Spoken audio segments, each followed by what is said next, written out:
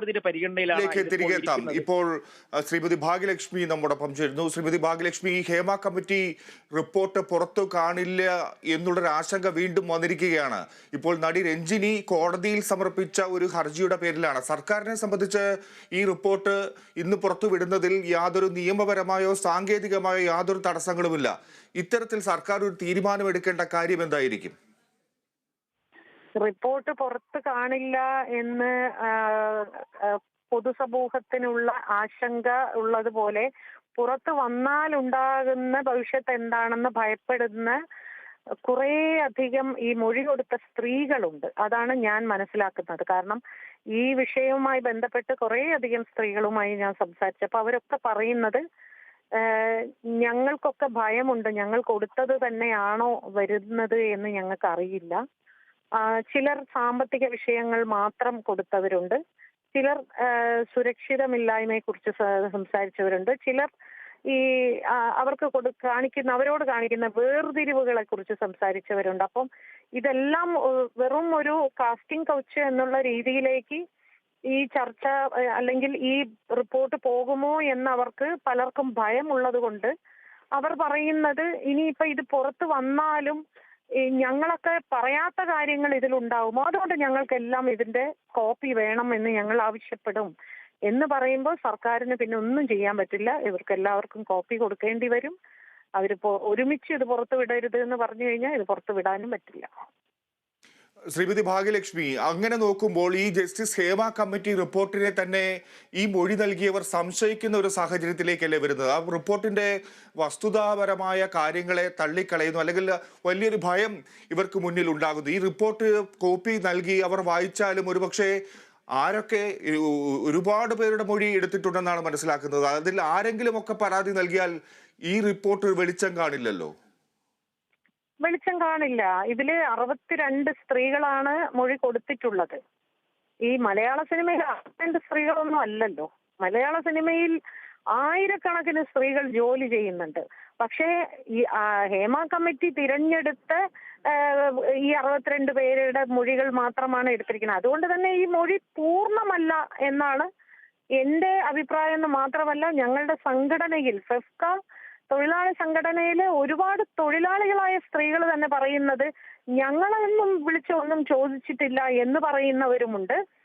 അതേ ഫെഫ്ക സംഘടനയിൽ മൊഴി കൊടുത്തവർക്ക് ഞാൻ യഥാർത്ഥത്തിൽ എന്റെ പേയ്മെന്റ് വിഷയമാണ് ഞാൻ പറഞ്ഞിരിക്കുന്നത്, പക്ഷെ എന്തായിരിക്കും ഇവിടെ വരാൻ പോകുന്നത് എന്ന് എനിക്ക് പേടിയാകുന്നു എന്ന് അവർ ഭയപ്പെടുന്നു. അപ്പൊ അങ്ങനെ ഒരു 2 തരത്തിലും ഈ മൊഴി കൊടുത്തവർ ഇതിനെ ഭയപ്പെടുന്നുണ്ട്. ഇത് നിർബന്ധിച്ചു മൊഴിയെടുത്തതോ മറ്റോ ആണോ ഇത്തരത്തിൽ ഭയപ്പെടാനും മാത്രം? അങ്ങനെയല്ല. ഇത് സിനിമയ്ക്കുള്ളിൽ എല്ലാ മേഖലയിലും മാറ്റം വരണം. അതായത് സാമ്പത്തിക മേഖലയിൽ മാറ്റം വരണം, ഭക്ഷണ കാര്യങ്ങളിലുള്ള വേർതിരിവ് മാറ്റം വരണം. നമ്മളെപ്പോഴും പറയുന്ന മാതിരി സ്ത്രീകൾക്ക് നമ്മൾ നായികമാരെ കുറിച്ച് മാത്രമേ എപ്പോഴും സംസാരിക്കാറുള്ളൂ. നായികമാർ മാത്രമല്ല, ജൂനിയർ ആർട്ടിസ്റ്റുകൾ മുതൽ ഒരുപാട് സ്ത്രീകൾ, അവർക്ക് ഇപ്പൊ ഹെയർ സ്റ്റൈലിസ്റ്റ് ആണെങ്കിലും മേക്കപ്പ് ആർട്ടിസ്റ്റ്, അവർക്ക് ബാത്റൂം പോകേണ്ട ആവശ്യം വരുമ്പോൾ അവർക്ക് ടോയ്ലറ്റ് ഫെസിലിറ്റീസ് കൊടുക്കുന്നില്ല. എന്നാൽ വലിയ വലിയ ആർട്ടിസ്റ്റുകൾക്കൊക്കെ കാരവാനും അതും അങ്ങനെയുള്ള സൗകര്യങ്ങളൊക്കെ കൊടുക്കുന്നുണ്ട്. അപ്പൊ ഇതെല്ലാം ഈ റിപ്പോർട്ടിൽ പറഞ്ഞിട്ടുണ്ട്. ഇത്തരം കാര്യങ്ങളെല്ലാം അടങ്ങുന്നതാണ്. അതില് ഒരു മാറ്റം വരാൻ വേണ്ടിയാണ് എല്ലാവരും അവിടെ ചെന്ന് മൊഴി കൊടുത്തിരിക്കുന്നത്. അതായത് സിനിമയ്ക്കുള്ളിൽ എല്ലാവരും ഒരേ ജോലി തന്നെയാണ് ചെയ്യുന്നത്.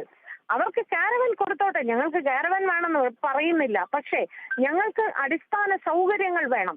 ഞങ്ങൾക്ക് സാമ്പത്തികമായ, ഞാൻ ചോദിക്കട്ടെ, ഇവിടെ നായകന് കൊടുക്കുന്ന വേതനമല്ലല്ലോ നായികയ്ക്ക് കൊടുക്കുന്നത്.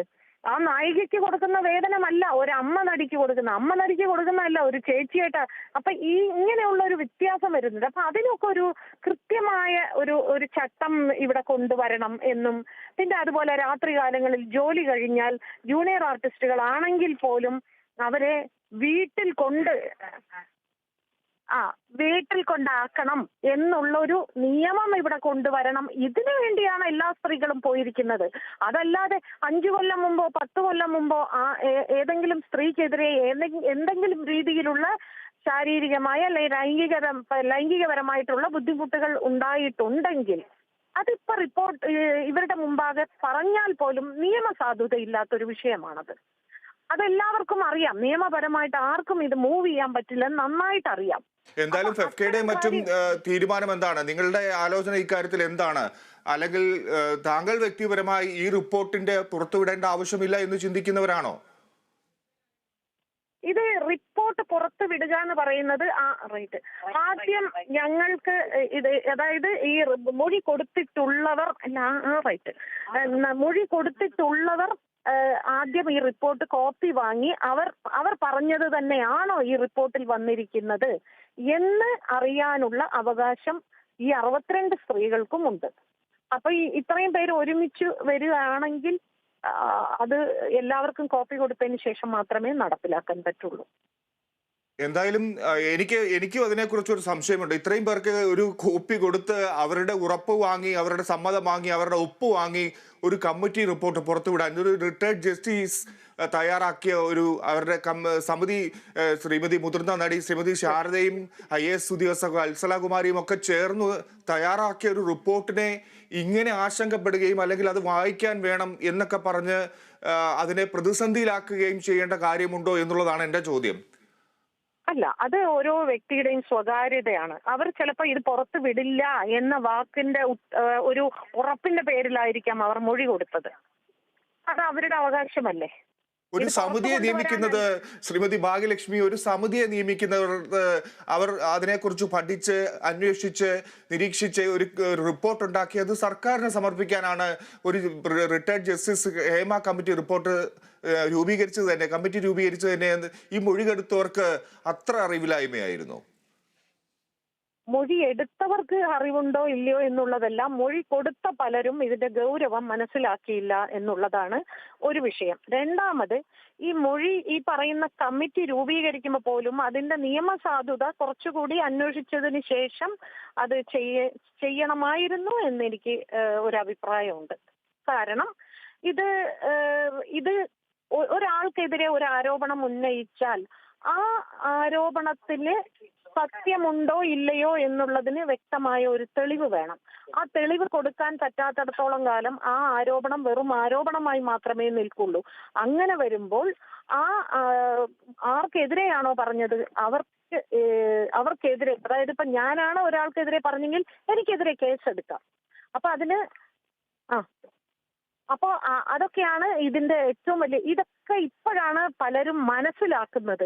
ഇങ്ങനെ ഒരു കുഴപ്പമുണ്ടല്ലേ, ഞാൻ പറഞ്ഞ കാര്യം പുറത്തു വന്നാൽ നാളെ അത് എനിക്കെതിരെ തന്നെ, നിയമം എനിക്കെതിരെ തിരിയുമോ എന്ന് ഞാൻ ഭയപ്പെടുന്നു എന്നൊരു സംശയം, ഒരു ഭയം എല്ലാ സ്ത്രീകളെയും വേട്ടയാടുന്നുണ്ട്. മറ്റൊന്ന്, ഞാൻ പറഞ്ഞത് തന്നെ ആയിരിക്കുമോ വരുന്നത് എന്നൊരു ഭയം മറ്റൊരു തരത്തിലുണ്ട്. അങ്ങനെ പല രീതിയിലുള്ള ആശങ്കകൾ ഈ മൊഴി കൊടുത്ത സ്ത്രീകളെ ഒന്ന് പിൻവലിക്കുന്നുണ്ട്. അതിന്റെ ഒരു രഞ്ജിനിയല്ല, ഈ രഞ്ജിനി എന്ന് പറയുന്ന ഒരാള് ഒരുപാട് പേരുടെ ഒരു പ്രതിനിധിയായിട്ടാണ് ഇപ്പോ ഇത് സംസാരിച്ചു കൊണ്ടിരിക്കുന്നത്. ഒരുപാട് സ്ത്രീകളുടെ ആശങ്കയാണ് രഞ്ജിനി പറഞ്ഞുകൊണ്ടിരിക്കുന്നത്. അതായത് ഇനിയിപ്പം സർക്കാർ ഇക്കാര്യത്തിൽ എന്തായാലും ഈ ഒരു ഹർജി കോടതിയിൽ നൽകിയപ്പോൾ തന്നെ സർക്കാർ ഇക്കാര്യത്തിൽ ഇടപെടുന്നു എന്നുള്ളതാണ്.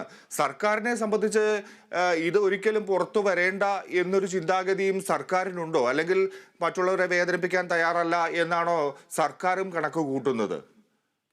സർക്കാരിന് അത് പുറത്തു വരണ്ട എന്നുണ്ടാവില്ല. കാരണം എന്താന്ന് വെച്ചാൽ സർക്കാരിനെ സംബന്ധിച്ച് ഇന്നിപ്പോ പുറത്തു വിടാനിരുന്ന ഒരു റിപ്പോർട്ട് ആണല്ലോ. അപ്പൊ പെട്ടെന്നല്ലേ ഇപ്പൊ രഞ്ജിനി ഇങ്ങനെ കയറി വരുമെന്ന് സർക്കാർ പ്രതീക്ഷിച്ചില്ലല്ലോ.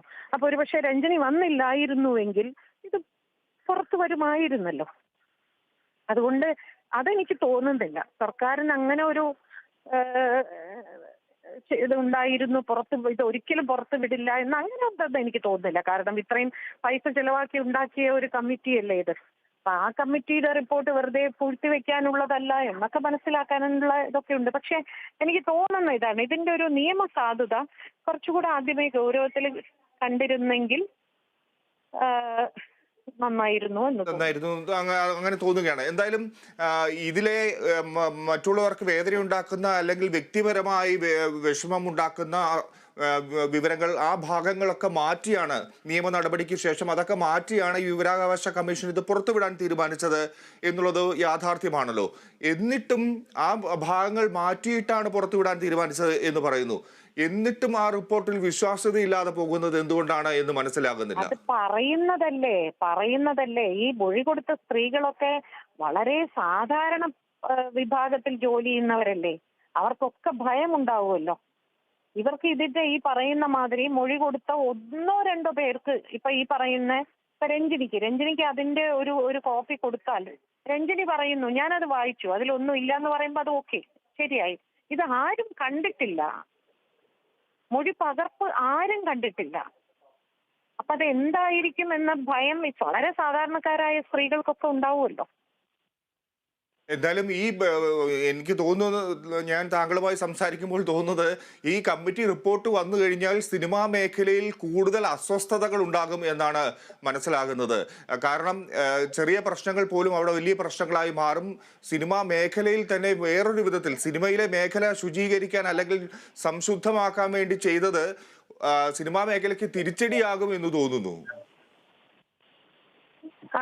സിനിമാ മേഖലയെ ഭയപ്പെടുത്തുന്നുണ്ട്, ഈ റിപ്പോർട്ട് ഭയപ്പെടുത്തുന്നുണ്ട് എന്നുള്ളത് വളരെ പരമാർത്ഥം ആണ്. കാരണം ഇതിനകത്ത് തീർച്ചയായിട്ടും സ്ത്രീകൾ പല രീതിയിലുള്ള ചൂഷണങ്ങൾ നേരിടുന്നുണ്ട്. അത് സിനിമയ്ക്കുള്ളിൽ മാത്രമല്ല, എല്ലാ ഇടങ്ങളിലും അത് നേരിടുന്നുണ്ട്. എല്ലാ തൊഴിലിടങ്ങളിലും സ്ത്രീകൾ അത്തരത്തിലുള്ള ചൂഷണങ്ങൾ നേരിടുന്നുണ്ട്. സിനിമ ഒരു ഗ്ലാമർ വേൾഡ് ആയതുകൊണ്ട് കുറച്ചുകൂടി ശ്രദ്ധിക്കപ്പെടുന്നു. അപ്പോൾ അത് പലർക്കും ചിലപ്പോൾ ആരെങ്കിലും ഒക്കെ തെറ്റായ രീതിയിൽ പ്രവർത്തിക്കുകയോ സംസാരിക്കുകയോ ചെയ്തിട്ടുണ്ടെങ്കിൽ തങ്ങളുടെ പേര് പുറത്തു വരുമോ എന്നുള്ളൊരു ഭയം സ്വാഭാവികമായിട്ടും പലർക്കും ഉണ്ട്. അത് നമുക്കൊക്കെ അറിയാവുന്ന ഒരു കാര്യം. തീർച്ചയായും വളരെ നന്ദി ശ്രീമതി ഭാഗ്യലക്ഷ്മി പ്രതികരിച്ചതിന്. ഞാൻ ബിനുവിലേക്ക് തിരികെ പോവുകയാണ്.